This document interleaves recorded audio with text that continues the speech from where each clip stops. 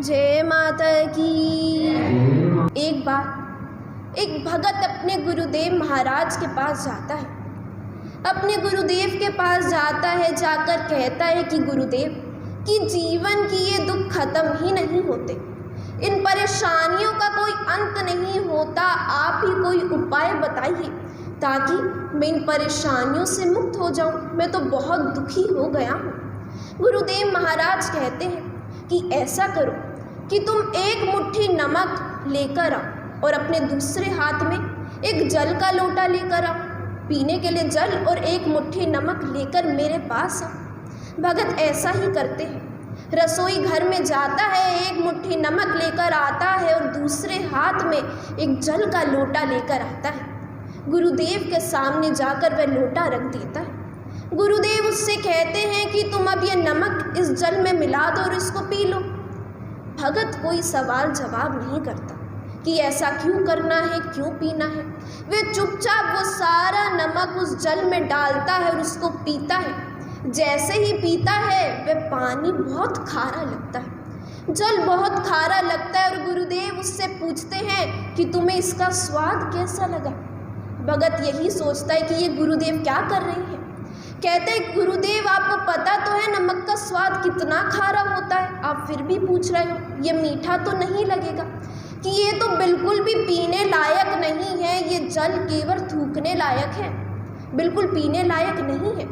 गुरुदेव ने कहा कि ये तो मैं जानता हूँ, तुम ऐसा करो कि एक और मुट्ठी नमक लेकर आओ और अब तुम मेरे साथ मेरे पीछे पीछे चलो, फिर तुम्हें बात समझ आएगी। भगत फिर वही करता है, मुट्ठी में नमक लेकर आता है और जहाँ उसके गुरुदेव जाते उनके पीछे पीछे चलने लगता है। और गुरुदेव भ्रमण करते करते एक बहुत सुंदर जंगल में जाते हैं और उस जंगल के बीचों बीच एक बड़ी ही सुंदर नहर थी, एक बड़ा ही सुंदर झील था। और अपने भगत से कहते हैं कि अब ये नमक इस झील में डालो और इसके जल को पियो। भगत फिर वही करता है, उस झील में नमक डालकर तुरंत उस जल को पीता है तो बड़ा ही अच्छा लगता है। और गुरुदेव उससे पूछते हैं कि इसका स्वाद कैसा लगा। भगत मुग्ध हो जाता है, कहता है कि इतना मीठा जल तो मैंने कभी भी नहीं पिया, कि ये तो बहुत मीठा है, किसी की भी प्यास को शांत कर दे, इसने तो मेरा खारापन भी दूर कर दिया, इतना अच्छा जल है।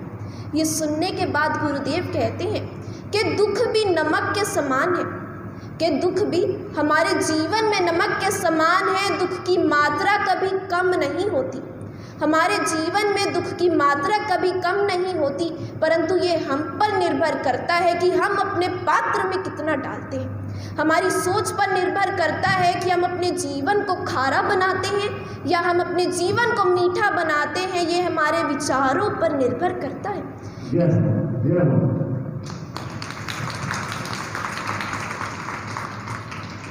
इसलिए जितना हम अपने गुरु की ओर बढ़ते हैं, अपने भगवान की ओर, अपने माँ की ओर बढ़ते हैं, उतना ही हम इन बाधाओं से मुक्त होते चले जाते हैं। गुरुदेव महाराज सदैव कहते हैं कि जो व्यक्ति अपने कार्य में लगा रहता है, अपने कर्म करने में, भगवान का नाम लेने में, अपना नियम पूरा करने में लगा रहता है, वो व्यक्ति कभी भी इन जैसी बातों पर, किसी दुख पर, निंदा पर, चुगली पर, किसी चीज़ पर ध्यान नहीं देता।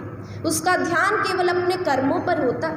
परंतु जो व्यक्ति खाली रहता है, जिसके पास करने को कोई काम नहीं है और ना ही वो करना चाहता है, ना ही भगवान का नाम लेना चाहता है, वो व्यक्ति इस संसार में सबसे ज़्यादा दुखी रहता है। बिना काम करते हुए भी वो सबसे ज़्यादा परेशान रहता है। इसलिए हमें अच्छे कर्म करते रहना चाहिए तो बुराई की तरफ हमारा ध्यान ही नहीं जाता और गुरुदेव की कृपा से हम इस जीवन में पार हो जाते हैं। जय माता की।